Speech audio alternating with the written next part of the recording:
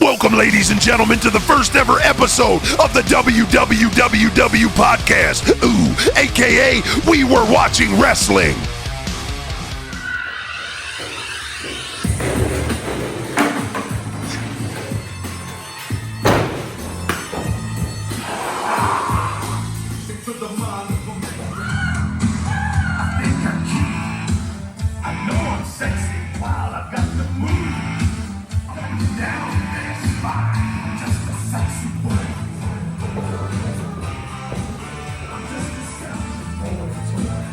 Welcome to the Www podcast. I'm your host, some guy named Juan, along with my good friend Andres, aka Maze, and Brian Ravello, good friend who couldn't be here, but he's here with us in spirit. Rest in peace. He didn't pass away. The guy's still alive. He just couldn't make it. Right. All right. So, first segment, why we love wrestling. So, Andres, let me ask you a question. Fucking tell me right now. Ask me that fucking question right now. I got you. But explain how you got into wrestling and why do you love it, and then I'll do the same. I remember as a kid, I was always watching wrestling, and because my mom said that she would watch wrestling when she was pregnant with my little brother, because I never could remember why I started watching wrestling, but then it was always, she said I would always be watching it, and then I remember just loving Bobby Heenan, fucking making me laugh so much. And of course, when Shawn Michaels betrayed Marty Jannetty, that was when I knew that I had to live my life like a wrestler. Like I knew that life was about betrayal and you couldn't trust any of your friends. And at 8 years old, I was like, I knew it, and wrestling taught me. Wrestling taught me everything of the world. All right, how did I get into wrestling? I know when I was little, I already had seen Hogan and Ultimate Warrior, and they stood out to me as like these awesome looking characters. I think that's a big part of what got me into wrestling, the fact that these giant titans look so cool, you know what I mean? But I do remember the moment that I knew I fell in love with it. I don't know how old I was. I would have been 7 or 8 years old because I was living in Brooklyn. And I believe it was either a Saturday or Sunday morning. And right before me and my mother are going to the laundry, I see the wrestling's on. I see Tatanka versus Razor Ramon. And at that moment, Razor Ramon looked like the coolest person in the world to me. And I fell in love with wrestling. Then after that, I just kept watching. Eventually, when I saw NWO, that was so cool. That WWE Attitude Era, with WWF Attitude Era. But what really changed everything for me was ECW. I had lived a very sheltered life, so at this time when ECW, when I discovered it, I was just getting into the 8th grade, and it was a time in my life where I was exploring and learning a lot of things, and ECW was so different. They were in your face, they were raw, they were crazy, and that's what I wanted to be, you know? I would watch ECW, and I'm like, I want to be that rebel, I want to be that maniac, and I fell in love with it, and after that, I just started watching all kinds of wrestling, and then I learned to appreciate more than just the characters. When I started seeing like Japanese wrestling, like where I see how amazing the wrestling is. When I saw Lucha Libre, I was like, wow, wrestling's this giant, awesome fucking world. We do go through a phase where we love wrestling because of the characters, because we're kids and we love just the extravagance of it. And then we get older and we start to realize that, oh, these are human beings. And they're putting their lives on the line.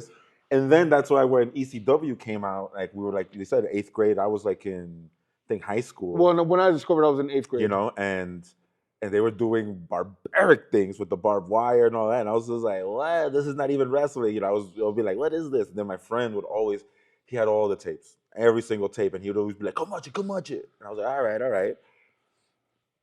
And so that's what I always remember about wrestling, that it's been there through like every phase of my life, you know. And same here. And they've adapted, you know, like they have to adapt. Most wrestling fans are wrestling fans for life. Mm-hmm. Yeah.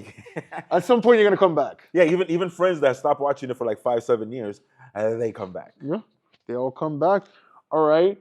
I want you. Let's say you met someone who hates wrestling and wants to understand why you love wrestling, and they tell you can only give them one moment that has happened in the world of wrestling that you would show them to explain why you love wrestling. What would that one moment be?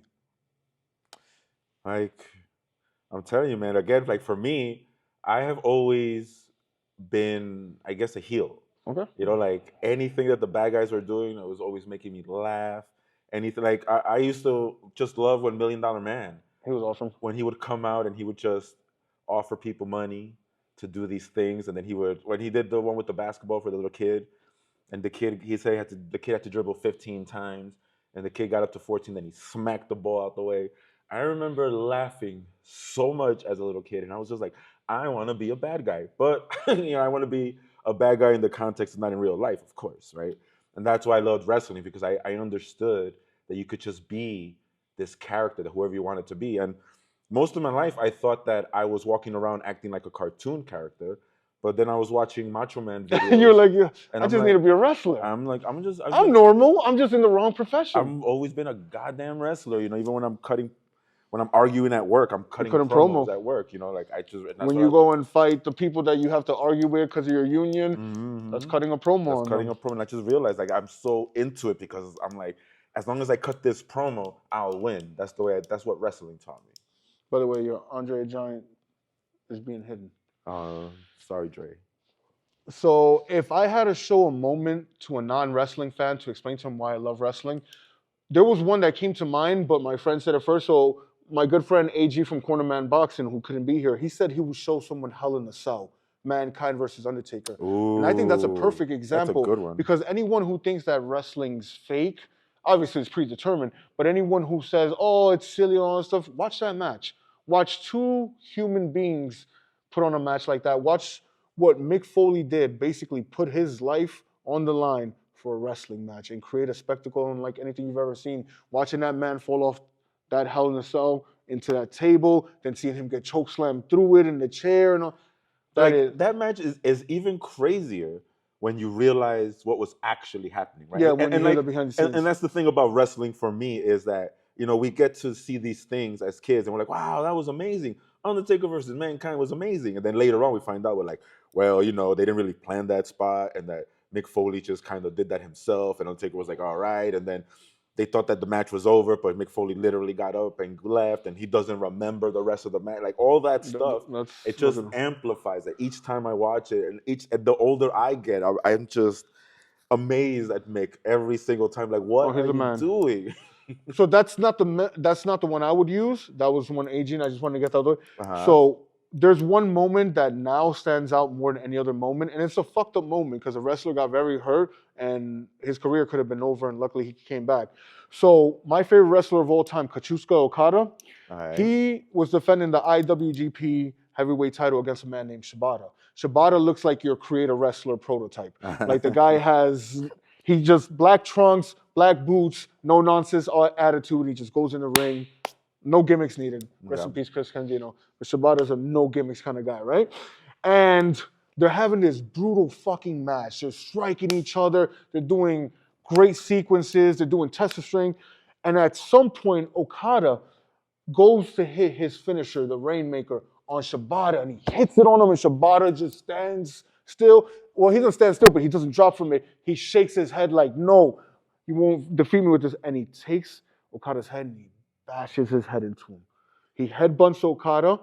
You see blood trickle down his face, and you see this crazy look in Shibata's eyes, almost like the whole world shifted, like the way an anime character, everything was shifted in a second. And eventually, after the match, he was partially paralyzed. He didn't wrestle for about 4 or 5 years, and he never knew if he would come back. But that moment, every time I watch it, gives me fucking chills. When I first saw it, and I watched it live, because during 2016 and 2018, I watched New Japan shows 2, 3, 4 in the morning live on New Japan World. When I saw that, it gave me chills. Then when I found out afterwards everything, what the aftermath was, and I go back and watch it, it gives me chills every time. Yeah. And anyone who ever wants to fucking question the toughness of these wrestlers, watch that match. See what these men put in the ring. Misawa, Relax in Paradise, that man died in the ring. To me, he's the greatest wrestler of all time. It's Mr. Misawa. Oh, that's one of the questions for later. We'll cut that part out. That Okada Shibata moment is definitely the moment I would show to non-fans. Yeah. Now, you and I are going to magically transport to a place miles away from here, and we're going to meet with someone who does not like wrestling. I know. And we're going to ask them why they don't like wrestling. We're going to show them a video called Why We Love Wrestling, which shows a bunch of sequences. Show it to him twice. And then we're going to show him a wrestling match that we would show to a non-fan. And then we're going to hear his opinion after he's seen all this, if he at least understands to some extent why we love wrestling. Absolutely. Let's go. Let's run. You see this guy right here? See him, Vulture? Hey, pool guy. Seems like a pool guy. This guy doesn't like wrestling. What? Matter of fact, he hates wrestling. Hates wrestling? That's what they don't fucking tolerate.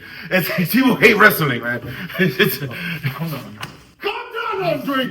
Let me handle this. I'm gonna pull you out the room. You're gonna take a chill. I'm gonna handle this, all right? Go, Wesley.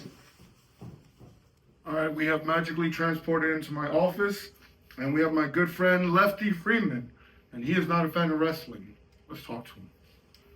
So, Lefty, how do you feel about wrestling? Not really a big fan of it. Like, not even a little bit. Why? Life is about real scenarios, about real life things. And wrestling is just all about, like, you know, it's a lot of fake stuff. It's for the people that love fantasy, you know? Not really into that. Okay. Well, I want to show you two videos. The first video is a 28-minute video called Why Do We Love Wrestling? And then after that, I want to show you a 15-minute match. I'm going to record your reactions, and I want to hear your opinion at the end. Why do we love wrestling?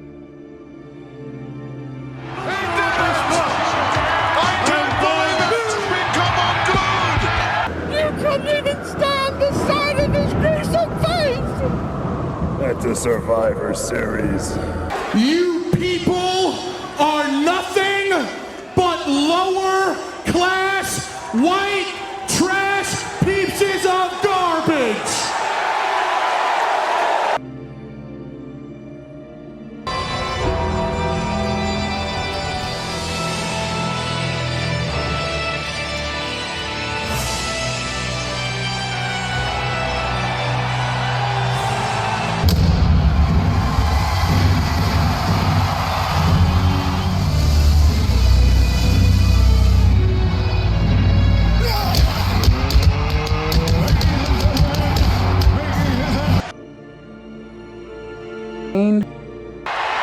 Hulk Hogan is in the building! What are you talking about?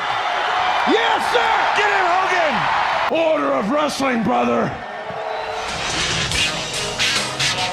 Who's the champ? Who's the champ? Who's the champ? This is it, huh? This is a big-time ECW! Huh? This bingo hall ought to be built out of toilet paper because there's nothing in it but shit! Look at this! Yeah! Yeah! You don't cut me off. Woo! Hey, don't you start that with me. Woo! Whoa! Woo! Whoa! Woo!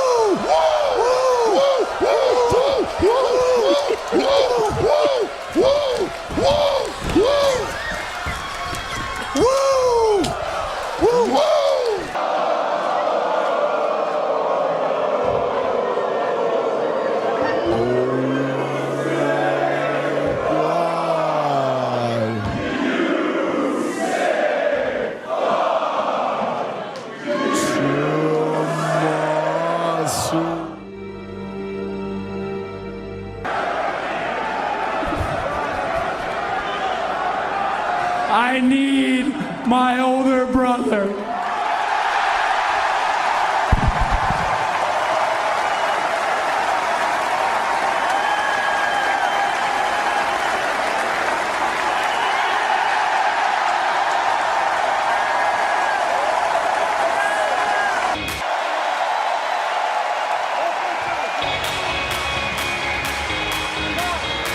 That right there.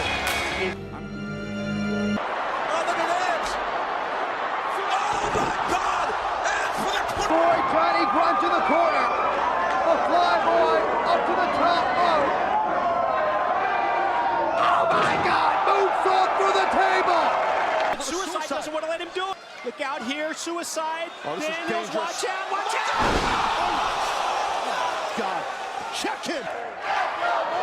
Here comes the champion. Hello, John. He has not touched the floor. He is still legal. Wait a minute! Wait a minute! Almost got Dewey Donovan! Bam! Someone call 911! This is ridiculous! Call 911! Someone, please!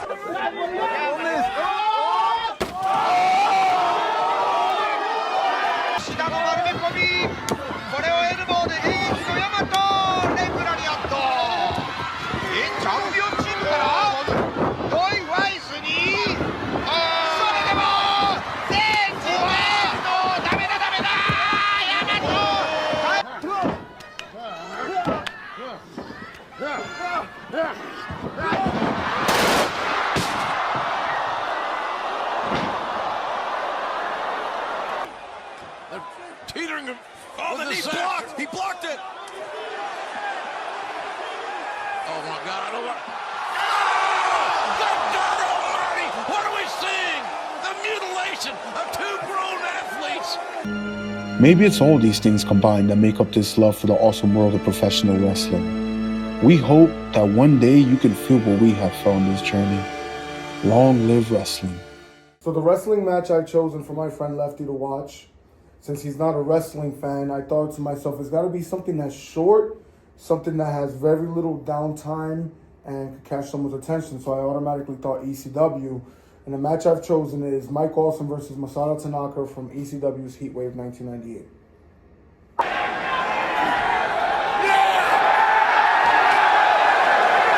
My Why Do We Love Wrestling video and that match that I wanted to show you. First off, what did you think about what you watched? And did any of it make you understand, at least to some extent, why someone like me would love wrestling? Oh. That's fucking amazing. The whole did. time you were there, I heard no reactions or nothing. I would have thought some people seeing someone fall off a fucking 20-foot cage through the tables would have been like, oh shit, or something. You were just there like, No, nah, I think this shit is fake. I'd rather watch grass grow. Honestly, you know what? I like to see, like, you know, real, like, I enjoy a good fight, you know? Like we all do. We've all enjoyed street fights, you know? When you see people actually get hit and actually be in the fight for their life. But when you notice some, you know, some bullshit like that, it just defeats the purpose. So you didn't like anything? None of the entrances, the characters, none of the moves? No. This is fucking amazing. No. I didn't expect. I was hoping you would have been like, "Oh, that shit was cool." Like, so you go, no, but you still just hated it. Yeah, it was. It gave me anxiety a little bit. To all the wrestling fans watching, it goes to show you that people are dumb are always gonna remain dumb. People who don't like wrestling are just gonna be assholes. There's no way of changing them. There's something wrong with them. We have to accept that. Maybe it's not their fault. God just didn't make them as good as us. But thank you though. Thank you for watching my wrestling, even though you hated it. This is not how I expected this to turn out. Sorry, guys.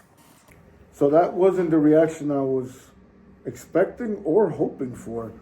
But I have to be genuine with this show, so I have to put his reaction. The guy does not like wrestling. Even after all that cool shit that I showed him, he still doesn't like it. And I guess some people don't. He just asked me off camera, he asked me, why do you love wrestling? And I had hoped that video was going to explain it to him, but I told him, I like these larger-than-life characters. To me, it's like comic book characters come to life, and they're engaged in a form of combat, which I'm a fan of. And even though it's predetermined combat and choreographed combat, it's still combat. To me, I just look at it as an action theater, a theater of action. But the guy didn't like it. It is what it is. I still love wrestling. So I was just about to tell him off camera. The only time I ever really enjoyed wrestling was watching Nacho Libre. And my favorite wrestling character, if I ever had to say that there was one, would be Skeletor. This next segment is Fantastic Fandom. I want you to tell me one or two moments that you had as a live wrestling fan that you loved, meaning that you were at a show or at a convention. What's one or two awesome moments that you had? Oh, man. Well, one, so one of them I went to go watch in Madison Square Garden. I forget what year it was, but it was the year that I think Shawn was the champion and Sid beats him. That's like 96, right? Yeah, I believe it's 96. It might even be Survivor Series. Yeah, I was thinking, that's what popped in my head, Survivor Series. Yeah. Because I remember the program. I still have it. And Making sure it's still recording. Okay. Yeah, and I remember that when we went, I was rooting for Psycho Sid, of course, and I remember watching the match and just loving it. It was my first wrestling match, and I remember when Sid wins. Spoilers for anybody who didn't see it. But I remember it was great. Everybody's booing, everybody's mad. Everybody's leaving the arena, but me and my friends are still there because it's our first experience. We're loving it. And then as the arena is almost empty, we see like a group of like 15 to 20 girls all the way at the bottom. So we're like, well, that's weird. And they're all like huddled together. And then we go down and they're all dressed like Shawn Michaels. They all have Shawn Michaels signs. And they're all crying because Shawn lost. And me and my friends started laughing and pointing. We're like, Psycho Sid! And they were like, ah! And I remember we just high-fived and we laughed and we left. And I just remember being like, man, I love wrestling. You really are a heel. You were meant to be a heel. It was like one of the funniest things in the world, because I knew it was fake. Come on, they should know it's fake. But that, and then another time was years later. I went to a SmackDown show and I went with Milton, I went with Josh. And I remember we're there, and the thing that was particular was because I love live events, because I love, I always got a respect for Cena, because Cena was the first one to show me that you can get booed mercilessly, they hate you, and you could still be good. Like some people get deer in the headlights. Mm-hmm. Like if they boo them like Batista. Oh, that's what they do with a lot of wrestlers. Is once they realize that the crowd has turned on them, they'll eventually turn them heel and stuff. Cena stayed. Yeah, Cena stayed the whole time. Cena's a man, and he was like, "Hey, if you want to boo me, great." And I was like, "Oh, that's great." And I remember being at an arena. There was we're sitting. There's a family in front of us, and I'm heel, but I'm playful. I'm an adult. I know how to not be a jerk. And so I would, cheer the bad guys, boo the good guys, And there was this one guy who was sitting in front of us, and he was about 27 years old, and he did not move for anything. We were already an hour in, and he did not move a single moment. But the second that the Yabadoo came out and the John Cena came up, he got up, and he started booing, and he started cursing him, and he started saying he's the worst wrestler ever, and how he hates him. And the whole time that Cena was out there from beginning, walked down the ring, had his match, and left. It was like 15, 20 minutes. That guy did not stop booing and angry and mad. And as soon as Cena went behind the curtain, he sat down and did not make a sound again for the rest of the night. That's awesome. And I was just like, that's the guy Cena's talking about. Like, that's the guy Cena's talking about. He's like, you pay your money if you want to come to just boo me, you could do that. And I sat right next to that guy, and I was like, that guy loves wrestling too. That's awesome. What about you? I'm going to tell you my two, but first I'm going to make sure that this thing is still recording. You're still recording. You've been recording the whole time. Yes, you have. Thank you, iPhone. All right. So my two coolest moments at a wrestling event. First one was I went to an ECW reunion show not far from my job. It was actually on 105th and Norton Boulevard. No, I'm sorry. It's like 107 or 108 at a place called Elmcore. And Shane Douglas did an ECW reunion show. I forget the name of it, but it might have been called like Extreme Rising or something. And Sabu was there. Now, when I was a kid, Jack from the Wrestling Universe, who we'll meet later, he had a meet and greet with the Sandman and Sabu. And I got to meet the Sandman that day. I was like 15 years old. Sandman was so awesome. He was such a cool, laid-back guy. He was answering all their questions. I was a little kid. I kept asking question after question. But Sabu didn't show up that day. And that thing haunted me because I always wanted to meet Sabu. I hadn't heard him speak yet, And this day, I'm much older now. This was in 2017, I believe. It might have been 2016. Sabu comes out during intermission, and he's just outside, and he's smoking a cigarette. And then I see these two kids, and they're smoking a blunt. I go up to them like, hey, you guys want to light up Sabu? And they were like, let's go ask him. And then I went up to Sabu, and I'm like, yo, do you want to smoke? He's like, yeah. And then we passed him the joint, which wasn't much. And he's like, that's it?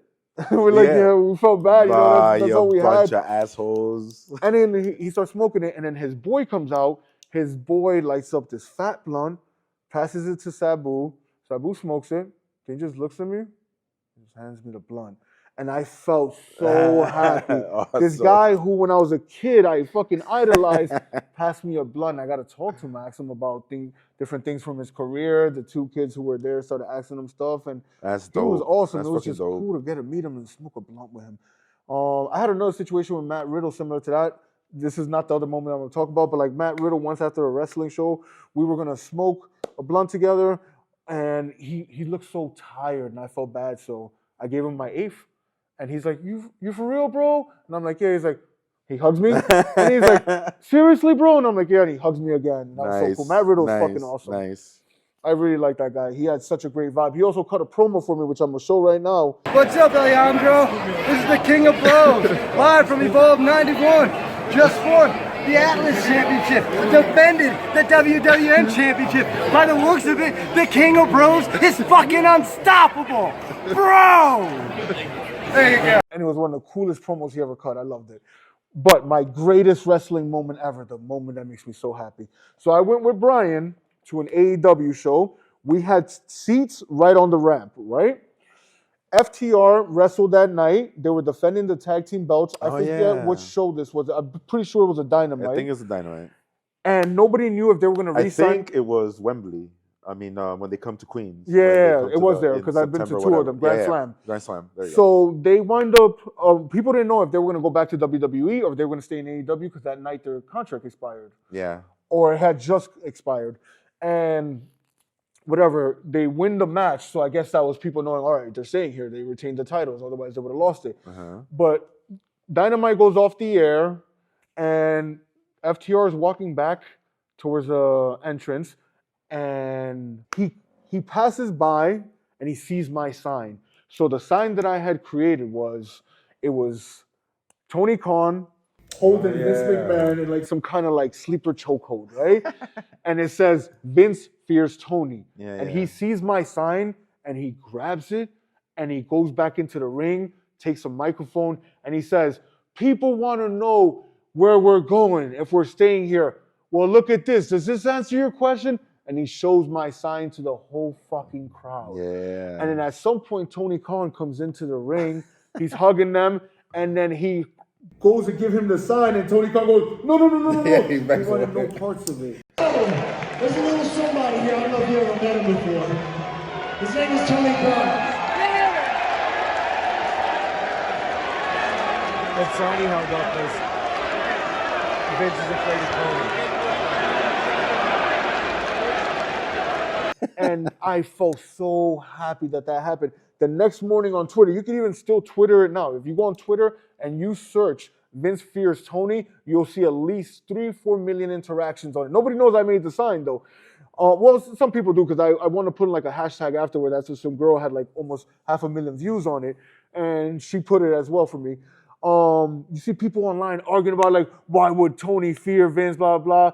But what mattered to me was, hey, I got all these people talking, and a wrestler liked my sign so much that he showed it to the world and got them to argue about it. So that was a fucking awesome moment. Thank you so much. I love FTR. I think they're one of the greatest tag teams ever.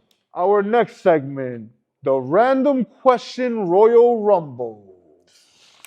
So here I have a wrestling toy ring with a bunch of random questions. You're going to pick one randomly. You're going to ask the question. We're both going to answer it. And then I'll pick one. And we'll both answer it. Yep. And we'll just do that until all our random questions are done. Go first, my friend.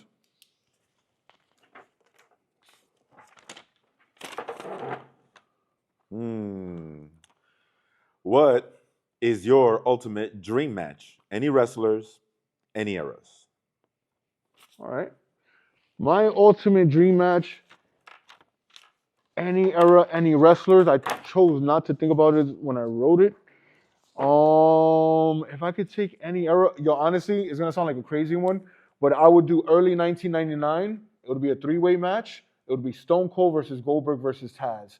At the time, I believe all three of them were the champions. They were all bald-headed like me. Well, Taz wasn't really bald-headed, but he was close to it. and they were fucking awesome. Like Stone Cold in WWF was fucking awesome. Goldberg in WCW was fucking awesome. Taz in ECW was fucking awesome. Yeah, that was the best era. And they for were them. three, like, to me, they were titans, you know what I mean? Their aura, everything. To have seen those three men and the three biggest promotions in the world, well, ECW was there, but to see the three illest promotions in the world, arguably at the time, compete with their top champions, I would love to see that match. Nice. Now, would it be the best match from a technical aspect? No. No, but that's not the question is. The Yeah. question is just dream match, what That's it. you want to see, right? What Yeah. would be yours? Like for me, I would love to see like Remember, you could take from one era to I another. know. Okay. I'm not gonna do you that just stuck to one like little Okay. Belmera. Okay. I'm gonna jump around. So I'm gonna have Brett. Okay. I'm gonna have him as Canada's hero, Brett. Okay. Right? And it's gonna be like you. I'm gonna pick a triple threat just so I could cheat and have an extra one. And it's gonna be Kenny Omega also, right? And Kenny Omega is gonna be at his peak when he was having his. We're talking 2017, 2018, New Correct. Japan Pro Wrestling, Kenny Omega. Correct. Fucking monster. And then of course I'll bring in Macho Man. Like That's like, such a random cool match. and it's gonna be and I want like not only do I want a dream match, but I want a dream build-up. I wanna see all those promos being cut. I wanna see Brett being booed in the United States. I wanna see Macho Man like just saying his crazy shit. Like that's the match I wanna watch, and I want it to go at least 30 minutes. I want one of them to be the champion, and I want the champion to be pinned. I want him to put over whoever the fuck over. But I don't know who would call that match. I don't know what would be. But I think I would. Oh, I would want fucking Heenan there. I would want Heenan to call the match, and I would want Jim Ross, and then of course Gorilla Monsoon. Oh damn! Now we're talking about commentators and stuff. Well, you know, you might as well add it. So add a comment. Who would you want commentating? I would your like dream to match? have Joey Styles and Excalibur together. Nice. I'm not gonna take the cheap route and say Jim Ross, so I'm just gonna say Joey Styles and Excalibur, two of my favorite commentators of all time. Nice. Very good. All right, let's go to the next random question in the random question Royal Rumble, which is this one. Okay. Do you think Trish Stratus would ever date me? Date you? Yes. No. Why? Because you're not a wrestler. I You're think. a hater. Damn. Wait. Which era Trish Stratus? Don't matter. Yeah. The answer is still no. From the moment she stepped into the ring till now. Yeah, well, yeah. The answer is she wouldn't date me either. You know, so. I agree. She wouldn't date me. I could only dream so. But So, yeah, she Trish wouldn't- Stratus, if you ever watch this by some miracle, which I highly doubt, I love you. I'm sorry. Yeah, Trish, you still got it. Please come You back. were anytime. awesome. All right, next one for you to pick. Pick a random question, my friend.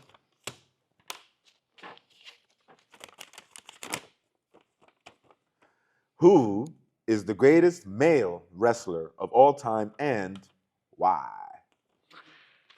Relax in Paradise, the GOAT, Mitsuharu Misawa. Misawa to me is the greatest wrestler of all time. Although one day Okada, Ospreay, or Omega could pass him. I think Misawa is the greatest of all time, and I give very, very close runner-up to Kenta Kobashi and Ric Flair. So when I think of the greatest wrestler of all time, it's not who has the coolest moves, who has the greatest personality, because that would be Hogan, Stone Cold, or Rock if we're talking about personalities. If we're talking about just they step in the ring and what they perform in that ring is better than everyone, to me, is Misawa. I think Misawa never had a bad match, or at least none that I can remember. I think he'd even have to have a crazy gimmick. This man was very stoic. He was very serious, and he didn't have like a larger-than-life personality. You watched him because you knew you were watching one of the greatest wrestlers to ever step foot in the ring. And match after match that I've seen from that man, I am fucking blown away. His match against Kenta Kobashi in Pro Wrestling Noah in 2003 is a masterclass of what wrestling should be. And unfortunately, the style that he did killed him. He died in the ring. You know, well, he died a few minutes afterwards on his way to the hospital because of a bad suplex. And it's because him and the rest of the four pillars of All Japan Wrestling, they ushered in a very dangerous style of wrestling, but they chose to do it. They gave their hearts and their bodies, and in the end, Misawa gave his life for this sport. Maybe the man wanted to die in the ring. And wherever you are, Misawa, I thank you. You are the greatest wrestler I've ever seen. Nice. Yeah, you know, for me, I know growing up, it was always Bret Hart, because I just always remember that like that's when I started respecting wrestlers and what they did as a champion, because he could wrestle anybody and it looked believable. It looked real, it looked amazing, and it didn't feel fake, it didn't feel choreographed, nothing. Everything, and I always loved Brett. And then once Goldberg did what he did, then it became for me like Jericho, you know? So for me, it's always those two, like Brett, because he never had a bad match. It doesn't matter. That's why I would want Brett to be in his prime to go up against anybody. Brett's one of the greatest ever Because put in the ring. even storyline wise, even the little things he did in the ring were always so amazing. And Jericho was the same. He always reinvented himself every single time, and he always.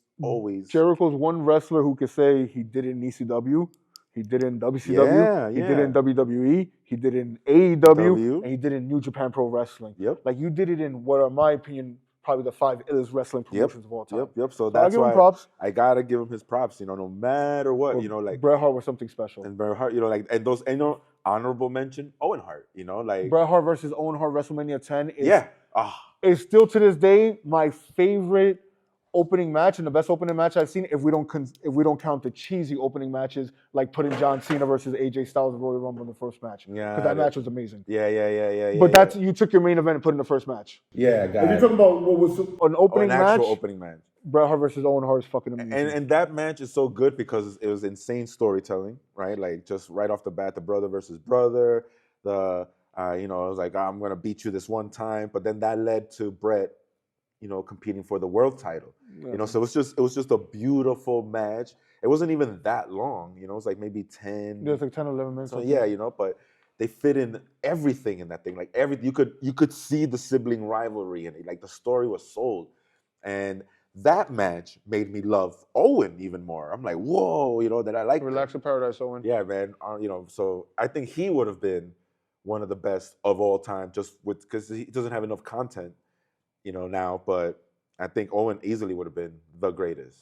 That Hart family, they produced something special, man. Mm-hmm. Who picked the last question? Was it you? Yeah. Okay. So now I'm gonna pick one at random. We'll pick this one. Making a mess here. All right. Who wins? Vince Russo and Eric Bischoff versus Vince McMahon in the handicap steel cage match. In a steel cage match. 2 versus 1. It's Vince Russo and Eric Bischoff fighting against Vince McMahon. They're stuck in a cage. Whoever wins gets to control WWE stock. So are they wrestling each other, or does each one have the power of their authority in their hands? Like, can Vince summon the WWE locker room to come help him, and Vince Russo summons the WCW locker room to come help him? With Eric Bischoff. Or is it just them three and let's see who is the schemiest? Because Vince is always it's a handicap match. Because Eric Bischoff, no offense to him, he's not beating Vince McMahon or Vince Russo in a fight. At least I would assume. So maybe, no, he's not beating either of them in a fight. No. So we need Vince Russo to help Eric Bischoff defeat Vince McMahon in a fight. So who wins? Can Vince McMahon kick both their asses? So you got to tell me, is it pumping iron with the boys, Vince? Oh, is it lawsuit Vince? No, like, we're talking about Vince at his peak. Ooh, as most dominant, super macho, super aggro, Vince. You know, super Vince. Nah, Vince is running through them like Braun Strowman running through, Gable. You know, he's gonna do a double clothesline on both of them and just walk out the door. He's not even gonna climb to the top. I agree. I agree. He's just gonna. I think Vince Russo will give him a little bit of a fight, and then he defeats Vince Russo, and then Bischoff just cowers in the corner, and Vince just kills him and walks out the cage with all the Bischoff's blood on him. Like broken the hard way. None of that blading shit. Nope. All right, good answer. Let's mix this up for you to pick the next question. That was number 4, right? I have no idea. I don't even know where I am. You're odd, even numbers. I'm odd numbers.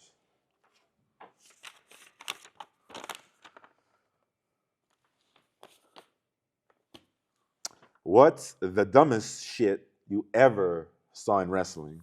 I'll answer that quickly.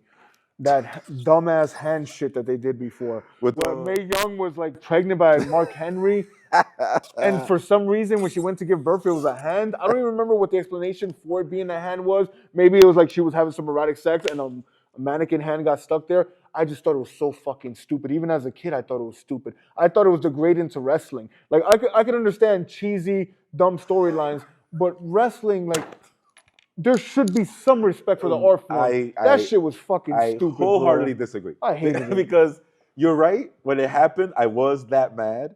But then as time goes by, it just, when you look back at it, it's the most wrestling thing ever. You know, like, that's what I love it. You know, like, and that's why that's my favorite things about wrestling is like even the things that mark me out and get me the most upset. Later on, you look back and it's like, all right, was I really that upset over that? I still look back at it like it's so fucking stupid. It should never have existed. So, like, for me, like, an example, and it's like that, like, I was infuriated when it happened, and I was like, this is degrading wrestling. But then later on, when I look back on it, it's the funniest shit ever. And it was when Carlito first asked for his release in WWE, and they said no, or he got in heat with them. Okay. So they knew they weren't going to re-sign him, so they started making him look bad on TV, and he started feuding with Hornswoggle. Do you remember this or no? I don't. So he starts feuding with Hornswoggle, and he starts chasing Hornswoggle around the building. Okay. Right? So I knew that behind the scenes his contract was up and he was about to leave. So I was like, this is probably like his last show or something. So he's chasing Hornswoggle around the arena, and at one point, it's 3 different segments. In the last segment, Hornswoggle runs into the locker room. The camera shows him, and it cuts to the door. Then it cuts back to Hornswoggle, and he has like a paintbrush, and he paints like a Looney Tunes style like tunnel on the door, on the wall. The camera cuts back to the door. It cuts back to the tunnel. He's gone. It cuts back to the door, and Carlito walks in, and then it looks at the tunnel. Looks at Carlito, and Carlito's like, I figured it out. And he runs at the tunnel, and he hits the wall, and he falls to the floor. And that's the last we see of Carlito. See, I would have hated that too. I like my comedy and wrestling, but don't make it so cartoonish that you're disrespecting the sport, you know? But then years later, like now, that's like one of the funniest shits ever to me, like it's hilarious. I guess wrestling definitely should have its comedy in it because you need to blow balance everything out. But WWE definitely has some of the dumbest shit I've ever seen. And you know what I hated when they brought back ECW Revival, which I refuse to watch. I don't even want to say those words. The first episode, I gave it a chance because I'm like, all right, I got to give it a chance because One Night Stand was pretty dope. The second One Night Stand was pretty cool. They had Sandman versus the Zombie. What the fuck is the Zombie?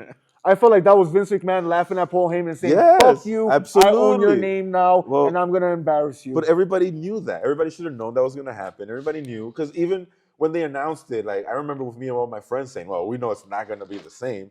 And then around that time, you start finding out how petty Vince is. And then he's not going to. And then I think when he had that pay-per-view, I think everybody in the ECW side lost, except for like maybe one match. He had all the WWE guys go over.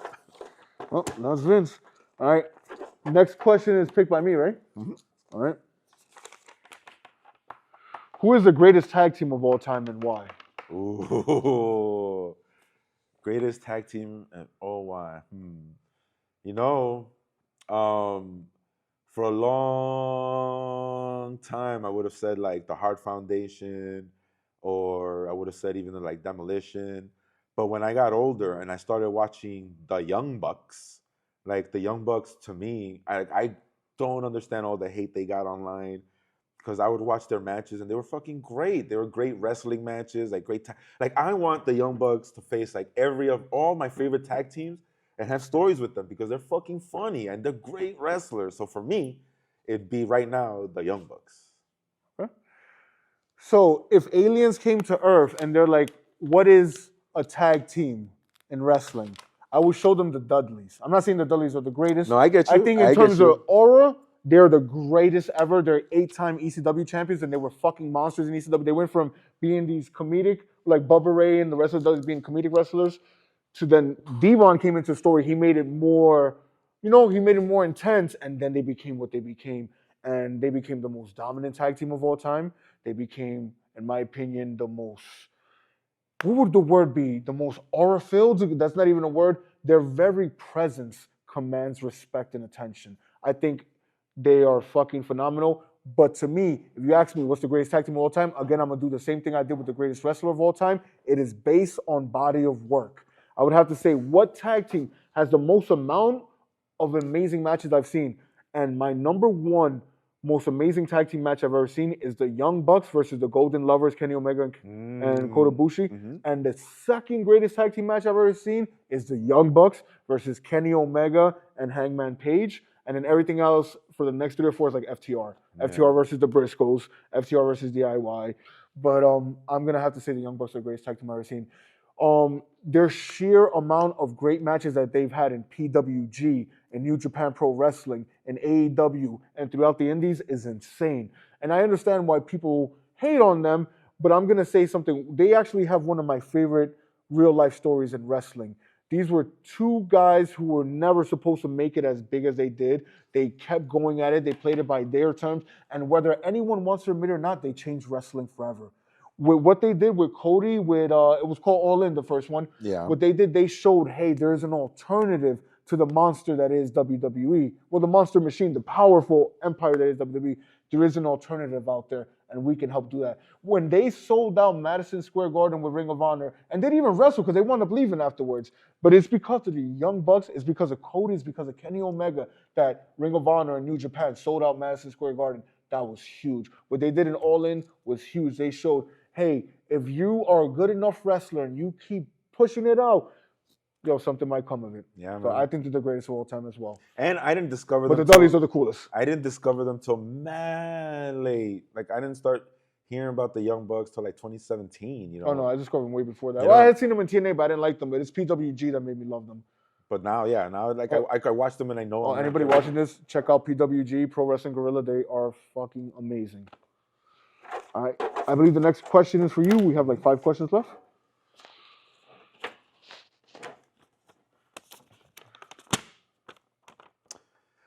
Who would you rather be stuck in a jail cell with for 24 hours? A coked up Ric Flair or a drunk CM Punk? All right. So I'm definitely going to do a coked up Ric Flair instead of a drunk CM Punk. I have been in jail, unfortunately, before in my life. And being stuck with someone for 24 hours makes you hate them. So if I'm going to spend 24 hours, CM Punk obviously doesn't drink. And God bless him. I think that whole straight edge thing is fucking amazing. If you have the will to do that, that is fucking powerful. But I believe if he was drunk, he'd be so angry and bitter and just start bitching to me about everything that's ever happened. That's what I was about to say. I'd be hearing about Colt Cabana, and then I'd be hearing about Vince McMahon, and then I'd be hearing about Tony Khan and Jungle Boy, and I'd just be like, I don't care no more, Punk. Now, coked up Ric Flair, that guy would be telling me crazy stories. He'd probably be hitting me all the time. We'd be going, woo! You know, like, I would have a much better time being in a cell with that man than... Yeah, absolutely. For every single reason you said, like, and that's the thing, is like, I wouldn't trust, like, if CM Punk always got drunk, then all right, I would. But if first time getting drunk CM Punk, like, hell no, he's going to take out all his frustrations on me. I don't want him to cut a promo about my gut, you know, like, I just don't want to hear it. So definitely coked up Ric Flair. He might beat me up, but I think that'll still be fine. Like, I think if I offer him drugs in the future when we get out, he'll treat me nice. So I think Ric Flair. All right, but let's hope that man stays sober, and let's hope he lives a long life. That is one of the greatest men to ever step foot in the ring. And we say this all out of jokes, you know. I've sniffed coke before. I'm sure you have too. You know, it makes you a little crazy. And the man is a wild man. At least he was in his younger days. You know, guy party. All right, so it's my turn to pick a question. Number 8. All right. What is this question? What's your dream celebrity wrestling match, and what's the stipulation to the match? So it got to be people who have never wrestled. They're celebrities. What's your dream match between celebrities? And what's the stipulation? What do you mean? So, like, celebrities that have already I'll give you an example. Donald Trump versus Joe Biden in a exploding barbed wire death cage match. Oh, so just any celebrities. Any celebrities. And just give them a match. And give them a stipulation. What would be your dream one? All right, I'll definitely have, like, Cat Williams and... Kevin Hart? I wanted to fuck up Kevin Hart. I call it the Battle of the Little Guys, right? I'll definitely make it a steel cage. Okay. I'm going to lock the door, though, because I want them to climb that. They're going to have to climb that shit. And I'll have, like, Dave Chappelle do a run-in. I'll have all the great comedy legends. Not even. I'll have Ashton Kutcher come out and help Kevin Hart, and he's gonna be a heel. Kevin Hart's gonna be the heel. I'm gonna play Cat Williams like the babyface. Who wins, Cat Williams or Kevin Hart? I'm gonna put over Cat Williams. Okay. Absolutely. as what I, especially after that podcast. Yeah. Because it seems like Cat Williams knows what he's talking about. My celebrity dream match. This is gonna be pretty random. It's a 6-man match. It's a street fight. Falls count anywhere. It is The Locks, Styles P, Jadakiss, and Sheik versus a new era of hip hop. They've been around for a little while now. Griselda, which is Conway, Benny the Butcher, and West Side Gun. I would love to see. These are two groups that I'm a huge fan of as a hip hop fan. Two groups that I believe are more or less what they talk about. Two stand-up groups that I feel like if they were to fight, it would make awesome. I just think they would all be cool wrestling characters. Nice. I think they would have cool gimmicks. So that would be mine. Nothing too crazy. All right, we got 3 questions left. My turn. What is the greatest wrestling promotion of all time and why? I meant to write, why is ECW the greatest of all time and why? I'll let you answer first. And answer honestly what you... Well, then, I mean, for me, it would be what I grew up with would be WWE, because, like, I remember even when my friend would watch WCW, I didn't like it as much. I would always still WWE. Even when ECW came out, I still liked the stories and the randomness. I didn't like the violence of ECW that much. I liked it when Jericho was there and I seen them wrestling because my friend would say, because I'd always say, oh, it's too bloody. He'd be like, well, watch this match. And I'd be like, whoa, that shit was fucking great. And then I started hearing about New Japan. But for me, it's always the same thing that I do for the last 30 years of my life. And it's just watch Monday Night Raw, Monday nights. And it's just there. It's easy, accessible. And I just love it. It's my comfort, Yeah. Even when it was it's terrible, a part of your childhood. It's just a part of me, So that's what I use to meditate. I just watch it. Okay. Now, I've loved ECW since I first discovered it. I thought there was nothing like it, and there still is nothing like it, and there never will be anything like it. It was so different than everything else I had ever seen in wrestling, and it just felt so real and raw, and ECW will always hold a special place in my heart. The best wrestling I've ever seen, to me, is New Japan Pro Wrestling. Between 2014 and 2018, I believe they produced the best wrestling I've ever seen, and that's with respect to Ring of Honor, that's with respect to PWG, that's with respect to All Japan, to early NXT, but New Japan was the best wrestling I've ever seen.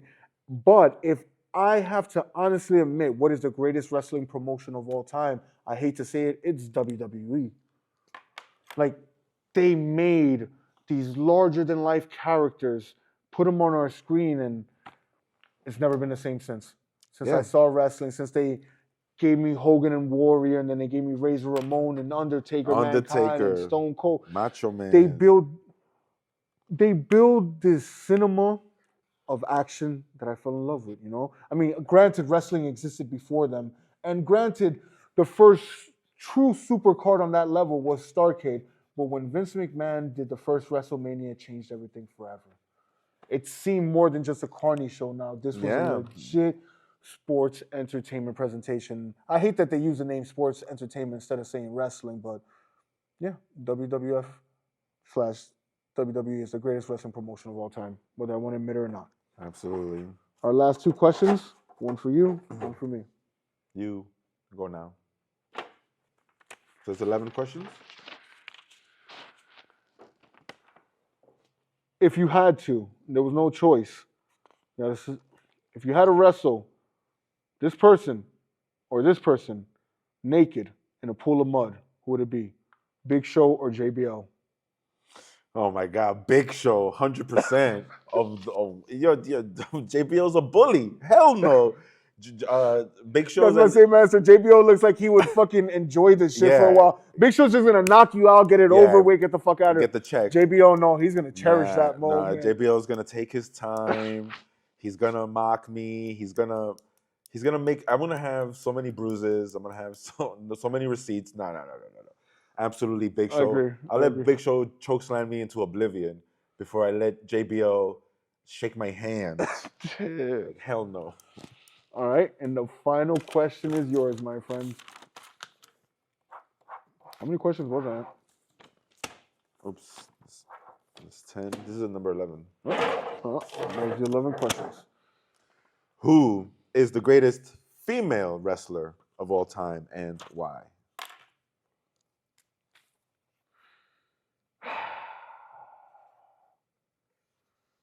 The greatest female wrestler of all time. There's a part of me. Okay. Manami Toyota is high up there.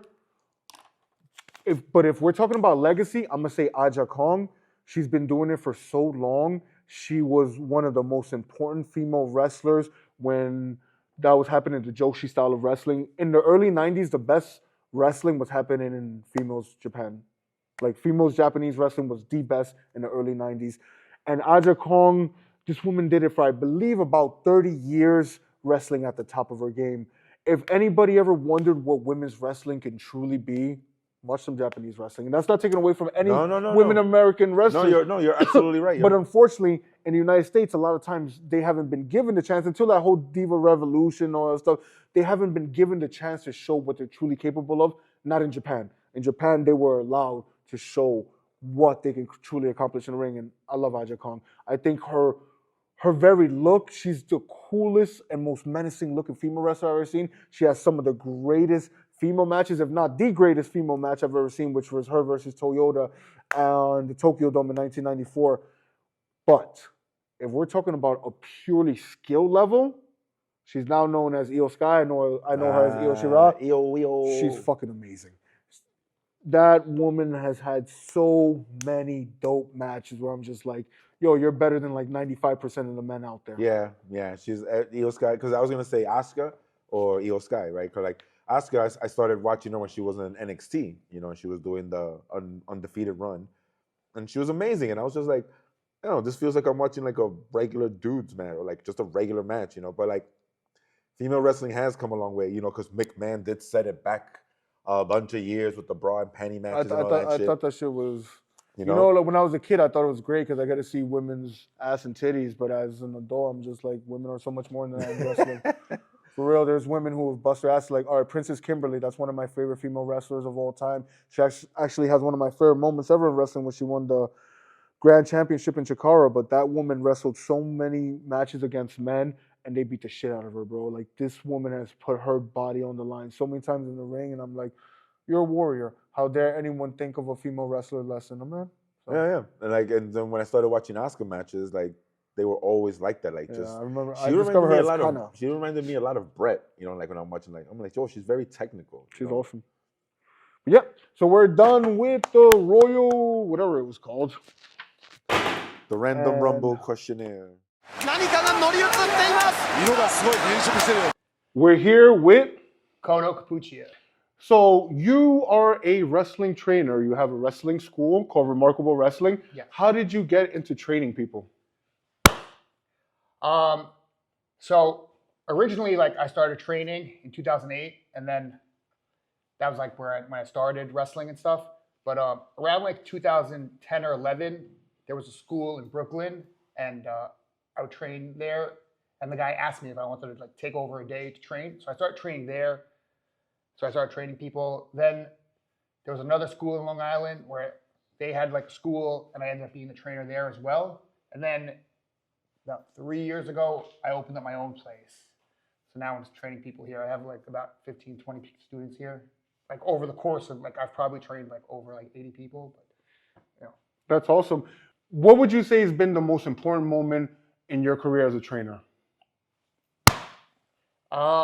As a trainer, I would say just the appreciation from other people. When like just a small, simple thank you. Hey, thank you. This wouldn't be possible without you. Stuff like that, like, means the world to me. Like, I pretty much gave up my career, and like everything to help other people. So like, I'm not out there wrestling much anymore because I don't really care for it not that I don't care for it no more. It's just not the most important thing to me. The most important thing is like the appreciation of others and seeing other people like grow, and like I'm part of that. Like, you know, like through their eyes, I've seen so many things. That's awesome. All right, and since you run Remarkable Wrestling, you've had to deal with the independent wrestling world. Where do you see the state of independent wrestling in the next 10 or 15 years? The state of independent wrestling. Do you think it's going to grow? I do think it's going to grow. I think the style of wrestling is going to get a lot faster. Wrestling evolves, and it's stupid for people to be like, "Oh, you know, wrestling is bad now," because no more selling, and it's listen. Like I grew up on like 90s, like late 80s, 90s wrestling, and I think it's the best. But over time, like wrestling evolves, and it's gonna evolve to something that like I might not like, but I have to at some point appreciate. So I do think it's gonna evolve into something bigger, but it's not gonna be the same style of today. Well, thank you so much. No problem. All right, we're here with David Graham, a 20-year-old wrestler. And I want to ask you, how and why did you get into wrestling? Well,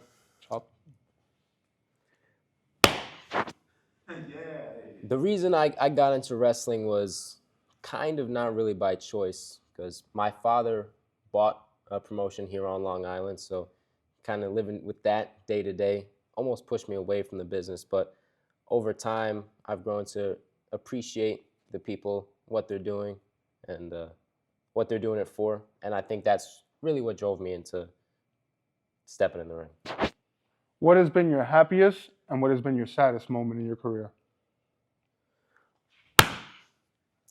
The happiest moment would probably be either my debut, because I was able to perform something I love in front of people I really care about, or one of my most recent matches where I actually won my first singles championship. And then what belt was that? That was for Here the Remarkable Riot Championship. Congrats. Thank you. My saddest moment, I don't know. I think I try not to look at life like that, happy moments and sad moments. I try and appreciate everything for what it is. You know, there have definitely been moments where I've stepped out of the ring after a match, disappointed with the performance and just in my own head. But I think it comes and goes, and it really depends on what happens. I think my saddest moment has yet to come. That's awesome. If you could tell any young wrestler who's just about to get into the industry, what would you tell them? What advice would you give them? I would say do it undoubtedly.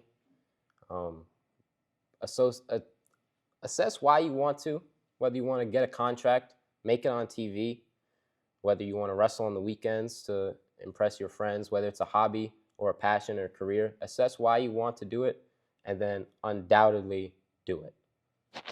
Well, thank you very much. Thank you.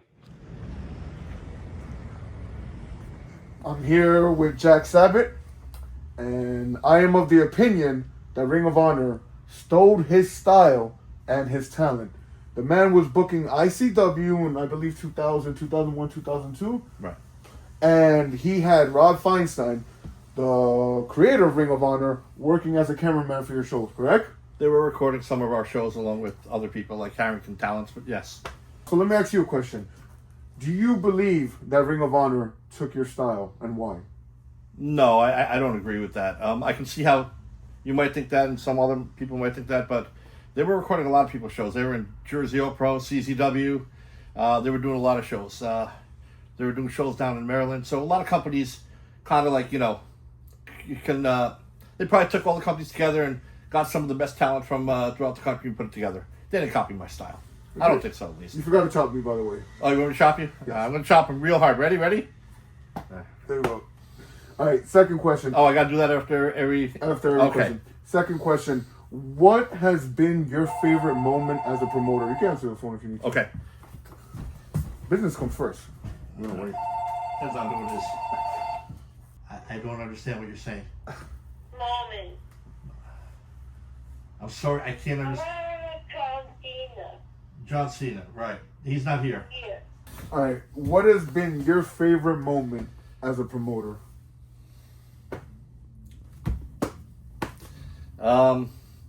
It's hard to say. I really don't have one.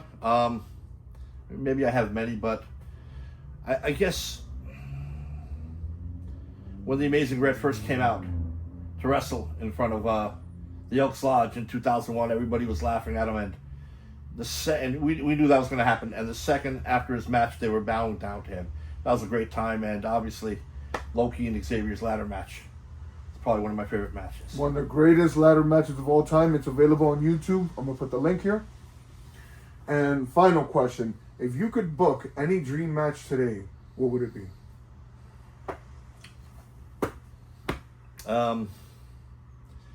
Loki versus Will Ospreay, maybe. That's actually a great dream match. Right off the top of my head. All right. Yeah. Well, Jack, thank you. You are Cool. the man. Thank you. It's been great knowing you. Cool. Well, that's the end of our podcast. Thank you guys for watching. I had a hell of a time. I want to thank Kono Capuccia and Remarkable Wrestling for hosting us. They were great, and this was awesome. I'm so happy that I did this. This is a genuine moment of happiness, and those don't come every day, so I'm happy. Yeah, it was great, you know, get to see some true professionals be professional, and the future looks bright, you know, like it was very affirming to come here and realize how much I truly do love this thing that has grown up with me since I was a child and will be with me until I am a very, very, very old man. See you later, guys. Peace. Well, thank you so much for doing that, man. That was a really good interview. Yeah, well, of course. Of course, I'm a good interview. That's why you got me. Now, before I get out of here, let's talk about that money. Money? Money. What are you talking about money? I thought you were doing this for free. I'm not paying you for this. Buddy, I've never done nothing in life for free, okay? Well, you did this for free. Tell you that much. I didn't do this for free. Whoa, calm down, calm down. I didn't do this for free. Calm down. There's no problems here, right? You got money for me? I got no money. I got no money, man. Look, I'm just gonna walk away. Whoa, what are you doing? Oh, come on. No, this guy's trying to stiff me Hey, up. buddy. This guy's trying to stiff me. That's not happening. That's not happening. Bring it to the ring, huh? And all of a sudden, we have an impromptu match between Kono Capuccio and his student, David Graham. This is interesting. I heard there was a commotion in the office. Did that involve you somehow? Not at all, not at all. But here we have teacher versus student. Capuccio ducks it. Jump up her Hurricanrana. I knew the teacher was hiding things he didn't teach him. This is bad. Oh, but the student's a little quicker, maybe. Yeah, the ropes. Ooh, drop kick to the chest. He's already showing that he does not need his mentor's help anymore. As a student. Nice quick snap suplex. Ref goes in for the count. Only a one count. Now that ref, I'm looking at my notes. I'm not even sure he's a certified ref. Seems kind of random. Hey, get him off, ref. What are you doing? All right, okay. I mean, hey, the prodigy knows the rules. He had his time. He's doing what he was taught to do. He has him in the corner, kicking him in the stomach. All right. My commentary isn't that great. This is my first time. I apologize. But Kono seems to be a bit hurt. You know, now we have David coming back with the attack. Nice. I heard Kono didn't like it when when David told him to call him David. Did not like it. Kono takes him to the other corner. Another chop.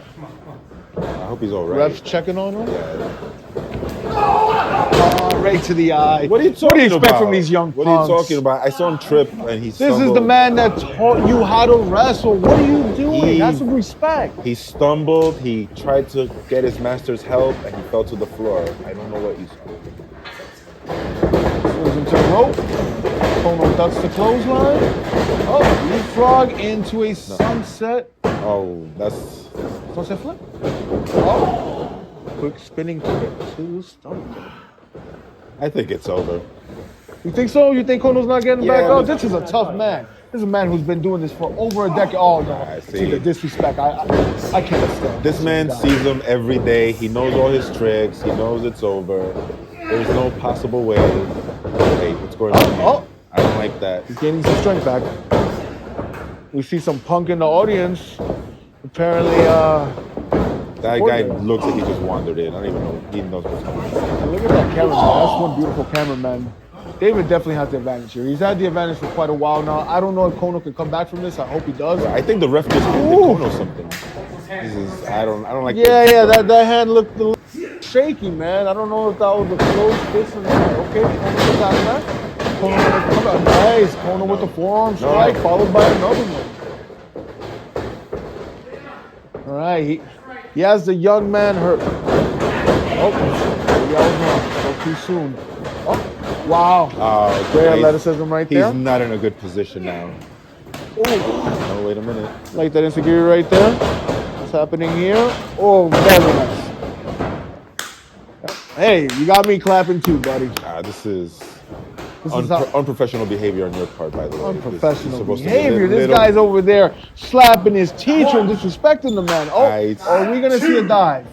No way. Oh, there goes Kono. Are we going to see it? Oh my God, a suicide dive to the outside. First of all, that move should be illegal already. I have already petitioned everywhere I go. Who's the younger man? I can't even tell anymore. 4, 5. That ref is counting so fast. Like this is, I'm going to email everybody about this. Oh, we got Kono going to the top rope. What's going to happen here? He's even warning him. David gets out of the way just in time. I like it, just in time. Let's go. It's a wrap. 1, 2, let's all go home. Everybody gets paid. What? Kono has more in him. This is a man who's not going to go down easily. You see, David already knows that something's wrong with that ref. Oh, David knows that he's in for the fight of his life. There you go. Just get out of it, kid. Oh, what a knee strike. That was... Don't worry, he's just resting. He's gathering his strength. What's Kono going to do now? He's going to finish it here. Puts him in an awesome bomb position. Oh, David manages to escape. He knows all the tricks. He's got some new moves. He's going to... David deciding what to do here. And the blue bomb. Oh, nicely done. Might be done. Kono, good job. David seems frustrated. I don't know what David thought it was over. I thought it was over too, to be honest. All right, David. You already know all your master's tricks. It's time to come up with your own. It's time to prove now. That young man has no master. That is his teacher. What's going to happen here? Put him in the power driver position. I think if the power driver is banned in 50 states. Kono's fighting against it. Kono has some good defense. Oh, he's picking him up. Drops him over. David's hurt, man. It's looking bad for him. Oh, with the super kick. He wasn't even, that's not fair. He wasn't even ready for that. Kono going back to the top row, showing he is not scared of heights. This is a man who will put his life on the line to defeat his opponent. And me, what a beautiful meteor. That's it, guaranteed. And it's done. Good job, Kono. I don't. David did great. That seemed like a fast count. Are you saying that the ref and this guy are conspiring Look together? how friendly they are. I don't even, why is he holding his hand though? I don't understand that. I don't know, David gonna be, he had it. And the ref. When you're unprofessional. What did the ref do to deserve that? When you're unprofessional things happen to you. There you go. See, now there's nobody counting. This is disgraceful. Now you do what you were taught to do. In the ring where this man trained them. Exactly. He took this young man and told him, hey, you want to learn the world of professional wrestling? I'm going to show it to you. Yeah. And this is what he gets in return? Yes, Kono. No, kid. No, see, this is uncalled for. What is going on here? All right. Yeah. The ref should be going to go. Okay, the ref is going to go get some help. Finally, some calmer heads. Wait, where does this guy find a table from? Wait, what is? Was that our table? Wait. That looks like our table. Wait. I think the ref is going. Do they know how much we paid for this? Wait. Do they know I had to meet a shady character from the Bronx who turned out to be a great person to buy this table? Well, we're bringing that table back But you with know us what? because I like that table to draw. all the time. I'm willing to accept whatever's gonna happen to this table for this young punk to get what he deserves. First of all, that's my favorite drawing table, and you know it. So I am not okay with whatever happens here. And the ref should be getting help right now. David, come on. I'll cat fight this up.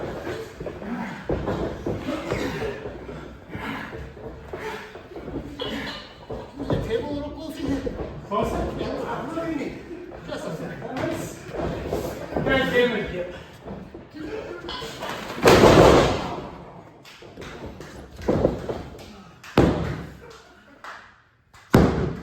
David, I hope when you wake up tomorrow all bruised up, you remember that you were the villain of this story. And in the end, the hero won. Ladies and gentlemen, that was a great impromptu match. I'm already writing to all the people involved in this match. There's going to be fines levied.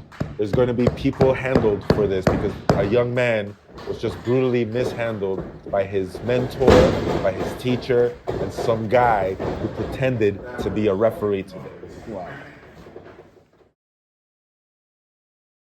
Yo, Juan, look who it is, bro. It is Vince Russo. And I gotta tell you, Juan, listen, man, I'm sure you are a heck of a guy, bro. I'm sure you are a great human being, bro, at the top of the list. But I gotta tell you, man, it is no big surprise why your YouTube channel is not monetized. Bro, I gotta tell you, man, I just listened to your podcast. Bro, it is the drizzling you know what, bro. It absolutely stinks, bro. It is terrible. It smells, bro. It is horrific, bro. And you know why? Because, Juan, you should have let me book it. You should have let Vince Russo book it. Bro, everything I book, the world watches, the world loves. Juan, you're a heck of a guy, but your show stinks, my friend. Vince Russo out.